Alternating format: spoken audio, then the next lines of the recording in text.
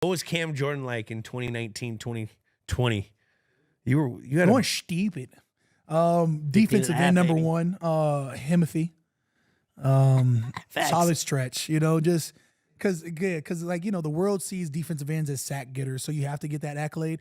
But run stopping, pass deflections. I think I had a triple double in one of those years. It and was every down D end. Man, one that will play 90-something% of the snaps. And every down D end. Yeah, not the you got to worry about him on the pass rush. No, like don't run to my side, shut down. Oh, you're running opposite of me? Okay, I'll go play over there too. He'll chase you down. Come get you. Wherever you are, I'll find you. Yeah. That Good times.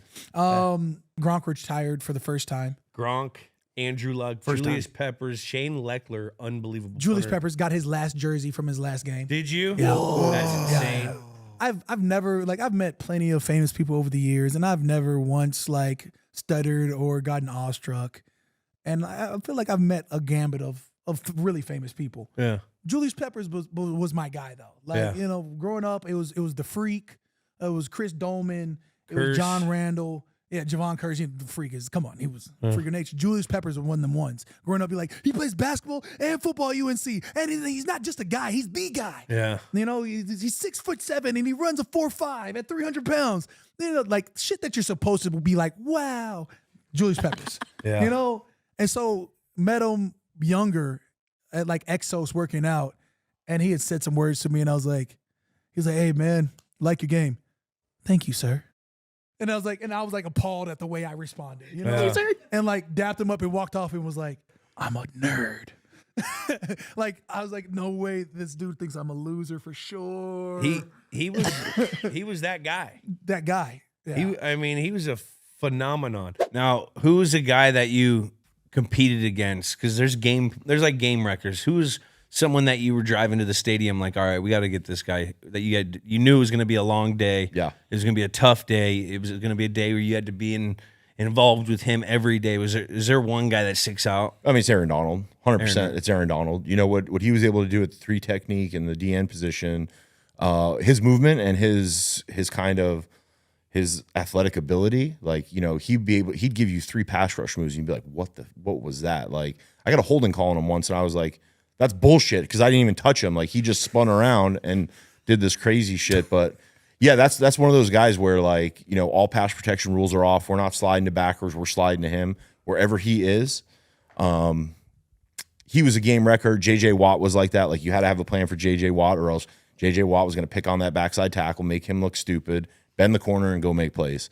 So, J.J. Watt, we always had some, always some special stuff in there. Trying to think who else. I mean, there's any guys you get into it with? Who I know you fought. We know you. Oh, fought. yeah, definitely.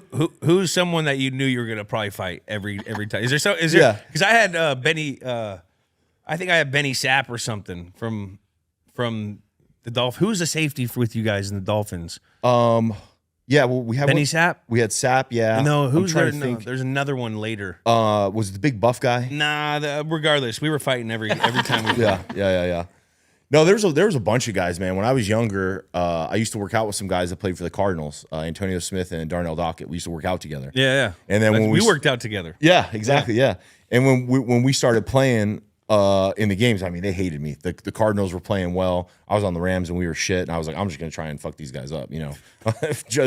Not them, but everybody that was on that field. I was gonna take it out on them. But yeah, they had just clinched the NFC West. We're down in Arizona. I got my whole family there. And I'm coming off the field, and we were talking shit. You get separated, you walk away. I just turned around because there was a bunch of them. There was 3 or 4 of them coming. So I was like, all right, I'm going over here.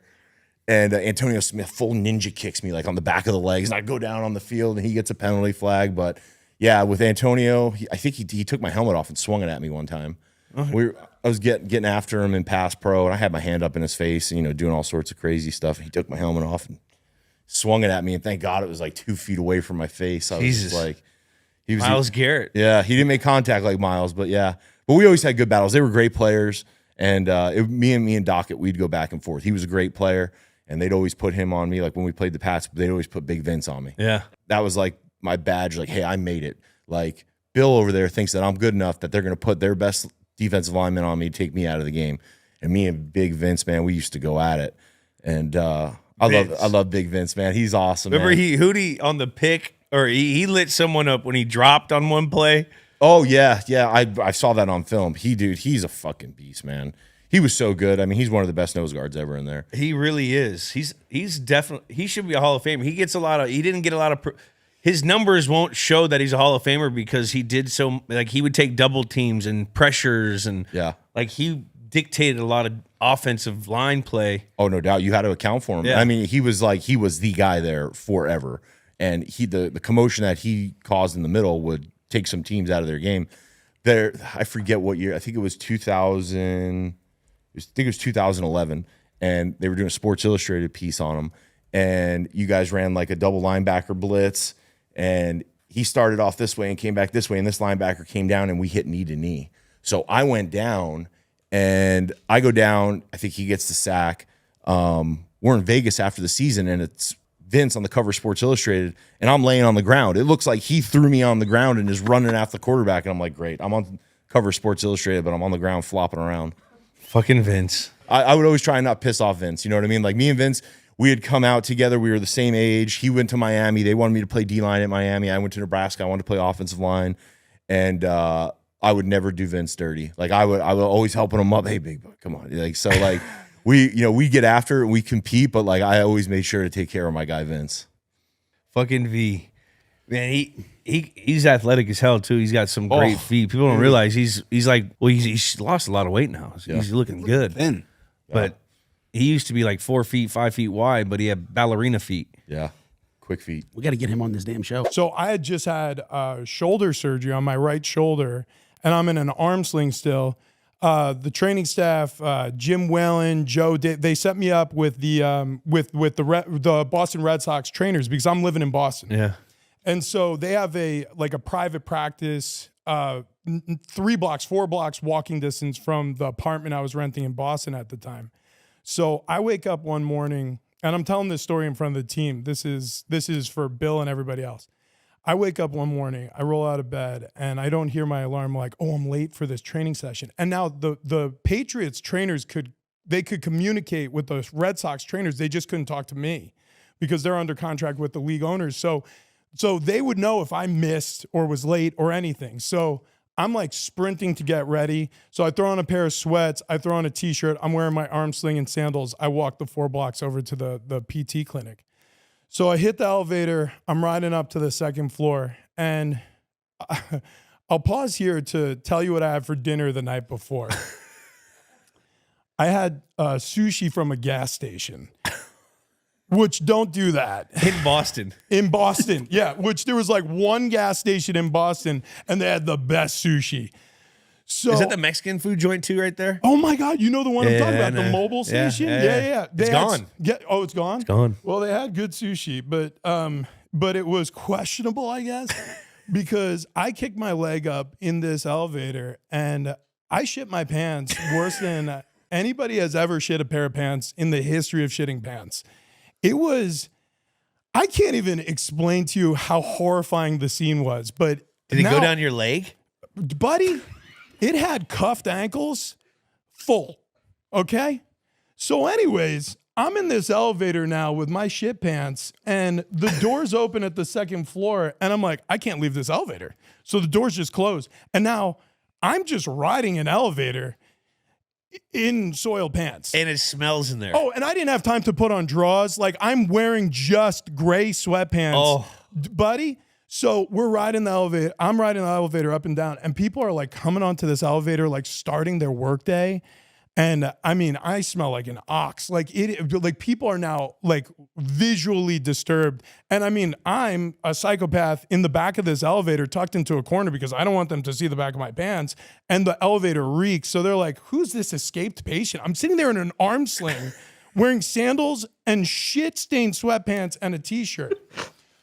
So finally, I'm like, I guess I just have to walk home and kind of face the music here. This is the worst day of my life. Oh. And so I hit lobby, go down the lobby, doors open, and all of a sudden, as I'm walking through the doors, I notice it says PG on the button panel. I'm like, oh, parking garage. I'd always walked there. I'd never driven, so I didn't know there was parking garage. So I click PG really quick, and I go down to the parking garage. But now, I mean, it changed nothing. I'm walking around a parking garage trying to only face people as they're exiting their vehicles and going to this elevator, also scaring the shit out of people because they're like, who is this escape patient wearing the arm sling only facing us in the parking garage? So after doing this for like 5 minutes trying to figure out a plan, I'm like, I got to face the music and walk home. So I'm heading for daylight. I'm about to pass the last row of cars and go up the ramp. And at the corner of my eye, I see a pair of jeans in the back of a Honda Civic. I'm just like, God damn. I mean, if it were me and I knew someone like me were in this situation, I know I would feel okay with him taking these jeans. And so I don't feel great about it. Sir, ma'am, I'm sorry for taking your clothing. But I opened the back seat, the back door to this Honda Civic. I grab what I thought were jeans. What were popular back then that aren't so popular anymore are jeggings.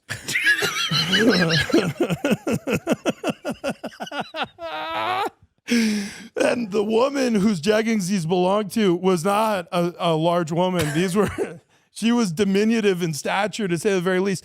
These were the smallest fucking leggings that a human being could squeeze themselves into. And I'm kicking off my clothes in this parking garage and I'm pulling these so I even removed my shirt because I needed to like clean up. I don't even want to get into specifics. It was bad. So the sandals, the t-shirt, and the sweats that I was wearing ended up under this poor woman's car. I pulled the jeggings up. They're tearing at the seams. There's holes in these jeggings. Okay. And I reassemble my arm sling.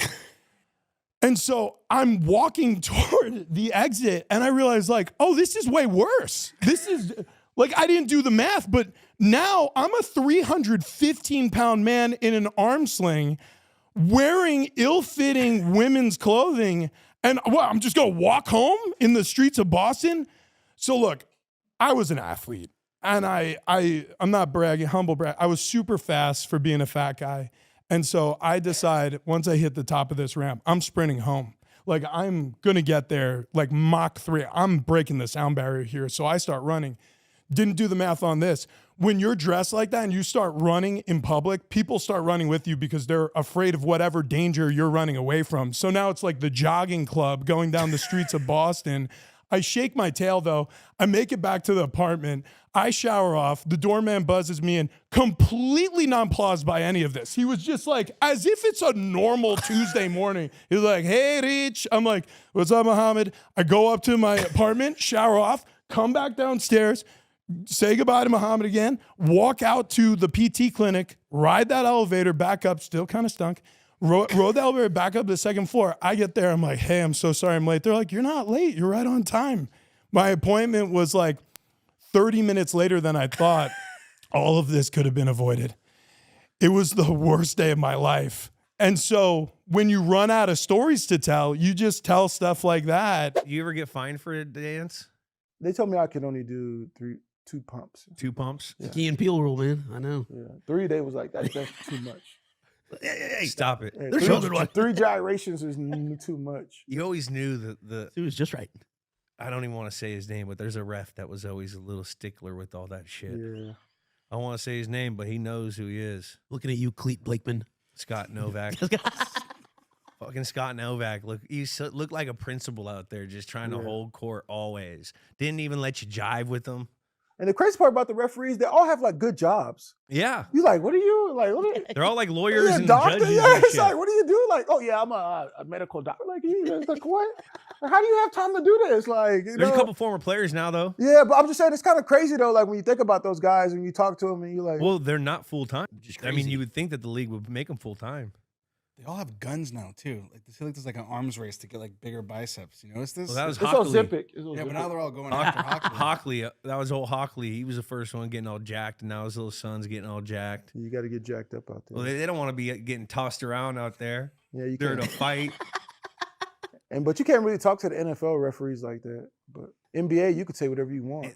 Let it fly, baby. Jordy Nelson, speaking of fines, he's one of the officers now. Yeah, he's one of the fine guys. Who was your fine guy? Remember Burton Hanks used to be one of the guys? And those fine people, they get paid pretty good money, man. Oh, do they really? Yeah, they get paid pretty I good. got so mad. I used to love Burton Hanks. Can I get that job, Roger Goodell? What's a fine guy? I have no idea what. So like when you get fined for like unsportsmanlike conduct, or I threw the ball in the stands once, got fined for that, you gotta have like a little hearing. So the NFL sets you up with some guy, Former player. So it's like friendly fire type shit. You're over here trying to buddy him up. Like I was talking to Merton, like, yo, you're my favorite guy when I was a kid with the neck thing and everything. Didn't even do anything. Slapped me with the fine. Didn't even reduce it. I'm like, come on. No, that's how it goes, man. It's like you in prison and then like they got the prisoners judging if you gonna get out or not. It's like, but he's like, I ain't never got out, so you staying in. No, I was just that's crazy. That's crazy. They make pretty good bread though. Like after games and there's fans just smacking on your windows and going crazy, and it was just different. I mean, there's a million stories I could say. There's one guy, I mean, that sat outside of the facility. Like there was a group of these people every day. They're waiting there to sign autographs. Yeah. And then eventually you're like, okay, the same guy is fucking here every single day. And so there's this one guy, I'm not going to expose him, but I'm going to slightly expose him. He knows who he is, this fucking guy. I hope you're watching. But he had a very unique, you knew he stood out of the crowd. I'll just say that. We end up finding out, hey man, I got you about it. He always had a good excuse for why he needed this thing signed. And then we found his website. He had a full-blown memorabilia page, all our shit on it. Oh yeah. So I went up the next day. I said, what is this? And he looked at me like he saw a ghost. And I was like, come on, bro. I'm like, I will sign for anybody. I'll sign for any grandma, child, whatever. I'm like, but come on, bro. I was like, be better. I'm like, what are we doing? That's new to the world, man. Sometimes you go some places and they'll send the kids. Oh yeah. They're grooming them. You can kind of. You can always kind of know who the autograph people are because they kind of look like carnies. Oh yeah. Little carny-y. Yeah. And they have a story. And very unique look, all of them. And then if you're doing blanks, you're dealing with that, and it's even worse when they start bringing in the kids. I've seen kids. Oh yeah. Used by these people numerous times. And if you see the blue marker, that's the one thing I just found out a couple years ago. But the blue marker, that's the one you got. If they have a blue marker, do not sign because they can sell it. I didn't know. That's what I knew. That's what I found out. I'm like, these motherfuckers. Now every time I see a blue marker, I'm like, I call it out, and they're like, and get all awkward. I'm like, you fucker.